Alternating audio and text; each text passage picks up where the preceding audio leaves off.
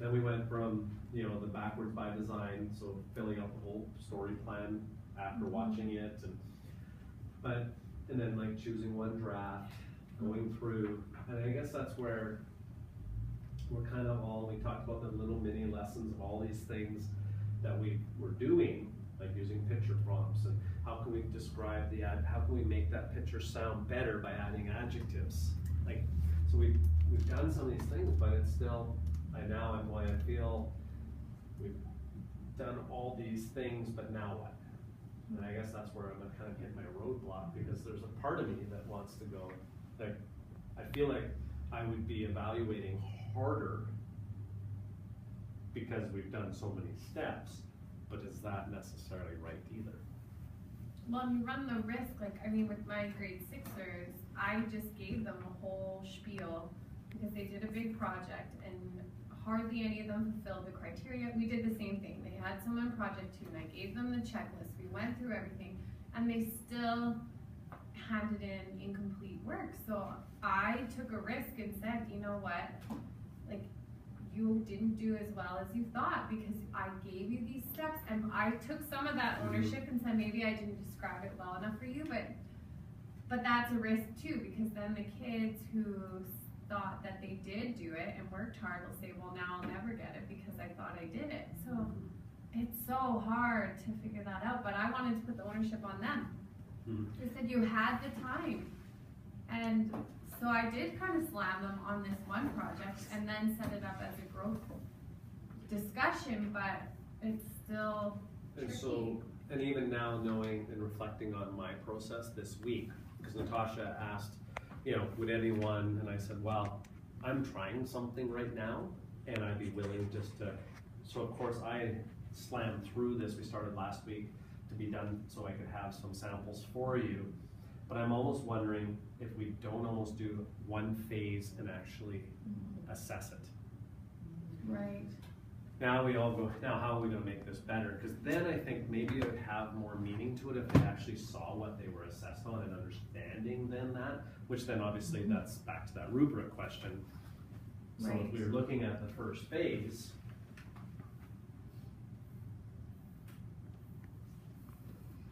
and I did copy and paste all these into Word, because working within Google, it doesn't work well that way for that kind of stuff, and putting tables on in the doc part of it. So I did put that in, and I will share this with everyone, just so if you want to be able to edit yourself and tweak it for yourself, by all means, I have no problem doing that piece.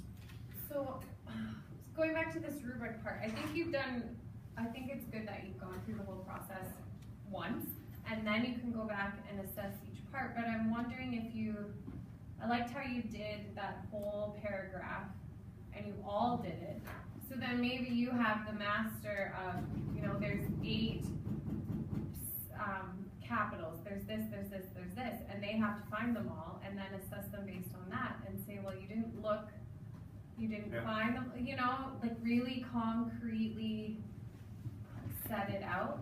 I don't know. So do it from 2 phases, if I'm understanding what you're saying, is, so I would give them a sample paragraph with this criteria, and then they would be assessed on their proofreading skills. Yeah, like and then we would go do their own, so then that way they are learning just this skill set as one skill set, and the second skill set would be their own writing skill set. Yeah, maybe, you know, just give them an accountability of, you have to actually look at it, and I'm assessing you on the fact that you did actually, I don't know, that's the part of assessment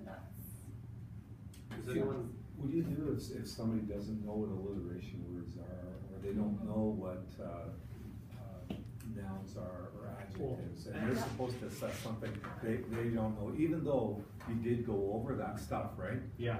I agree. And that's what I think we're back to, that skill set of maybe being more purposeful in who you're aligning people with. So it might end up becoming, and I'm thinking, Paul, I hate saying it, but if you have your advanced group and the stronger skill set of writers, they could be more independently doing because they understand it. Right. But then maybe our other kids, right, then we have to almost do it as a modeling within a table together, and re-teaching that, like continuously teaching the noun, the verbs, the adjective, adverbs, all those pieces.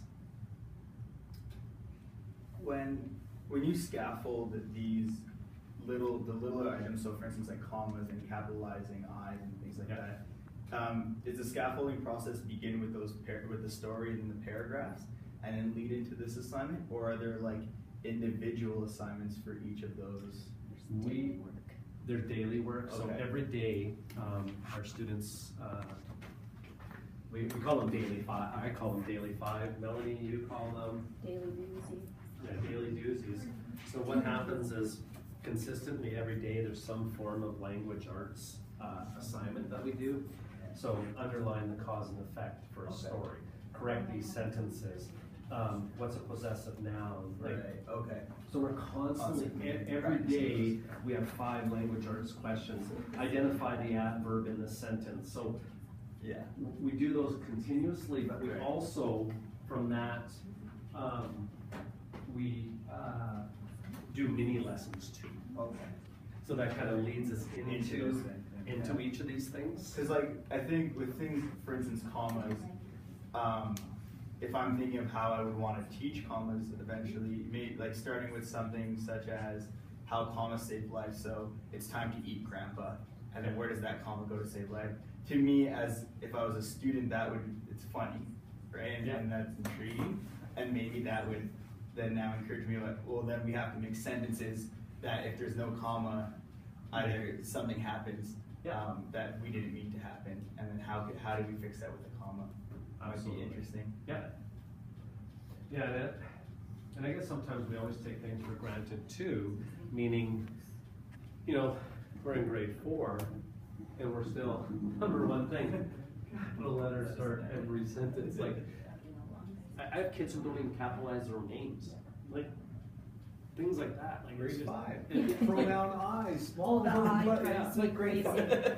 Now, Right. does Google, I know Google Docs, you can have it read back to you, does it notice, aside from just not having a period, that it just does a non-sentence, but would it say if instead of I, if it wasn't capitalized, like is there some other way around this? I'm pretty sure Google just auto-corrects it, and then you don't even Not always. see the issue. Not always, no. Can I No, ask, and I I didn't think know we- that. So they can listen back to what they wrote? Okay, Yep. so you need to show me That's that. right here. That's But I right. teach that as a strategy to the kids. I'm like, do you Yeah. notice what I do when I come and look at your work? I sit down, I read it out loud to you, and then I say. But So that's even been one of our proofreading I know. strategies, which I've talked to my kids Yeah. about, was before you even give it to I your know. friend, read it out loud. Because as we all know, we've obviously gone through university and we our own proofreading, what we have in our head versus what Yeah. when you read it, then you catch it. You can catch those things. know that. But I'm thinking for some of those kids. Yeah. they So can what be, do you press? So now, piggybacking off of, we have read write on it. You can highlight it and it could read it. So if you want, I could.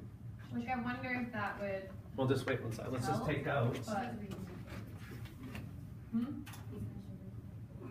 Oh, okay, well, on whatever program that is. So if I highlight it, now you were saying if I take out this comma, right here. Yeah, and like, does it catch things And or? if I take out that comma, remind me to correct this back. So.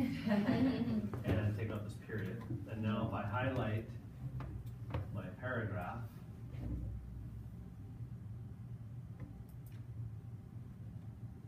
It had started as a beautiful summer day in the mountains of Alberta. Susie, a teacher from Medicine Hat, was hiking with her dog, a German Shepherd named Tracker. So it does pause. After they had stopped for lunch at a gurgling creek, dark, rumbling clouds charged and rolled down from the mountain peaks, bringing a vicious rainstorm with it. Suddenly, Susie and Tracker needed to get to So that would safety, help either in some. the mountains or by getting out of the mountains. But you really As have the to thunder listen. rolled, Tracker But yeah, they whined may and still slowly not began to notice the shake, difference. uncertain of which Cause they may was to read the that way storm. too, right, without pausing. Susie gripped his leash and they started to jog down the trail, slipping and sliding on the slimy and stony trail. Chaotically, the trees became denser, shaking and swirling, bending and bowing, and Susie could no longer tell which way to go. Can't identify